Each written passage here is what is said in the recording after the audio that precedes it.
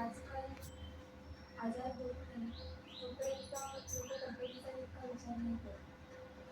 तर मग यावर तुम्हाला काय म्हणणं आहे? बरोबर आहे.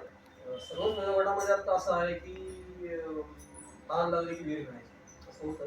पण काही वयोगट असा आहे, काही वर्ग असा आहे की जो आपल्या प्रकृतीबद्दल जागरूक असतो आणि त्यांना अशा गोष्टी जास्त आवडतात की आपली प्रकृती बिघडू नये म्हणून ते प्रयत्न करावे. तर त्यांच्यासाठी प्रकृती ही संकल्पना जास्त उपयोगी आहे. कारण ही प्रिव्हेंटिव्ह संकल्पना आहे. म्हणजे याच्यामध्ये आपण तुम्हाला अशा आत्ताच्या जीवनशैली निगडीत कुठलेही आजार होऊ नयेत यासाठी आपण काळजी घेऊ शकतो. मधुमेह असेल, हृदयविकार असेल किंवा अपचन असेल, या सगळ्या गोष्टी आपल्या जीवनशैली निगडीत असतात आणि ह्या सर्वांना होणाऱ्या अडचणी. त्याचं कारण काय की आपल्या अवेळी जेवणाच्या वेळा, अवेळी झोपणे, दिवसा झोपणे, या सगळ्यांमुळे आता आपल्याला जे आजार होतात त्याच्या मुळाशी आपलं बिघडलेलं जैविक घड्याळ आहे.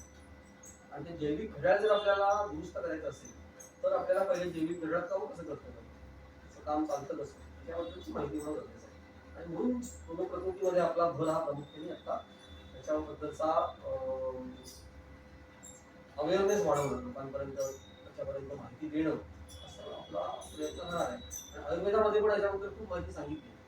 पण आता फक्त आयुर्वेदिक परिभाषेत न सांगता आपण त्याला थोडंसं आधुनिक विज्ञानाची पण जोड दिली. आधुनिक विज्ञानातलं आता जे काही संशोधनात्मक काम आहे झालेलं आहे त्याचा आधार घेऊन आपण आयुर्वेदाच्या संकल्पना पण त्या माध्यमातून अशा पद्धतीने आपण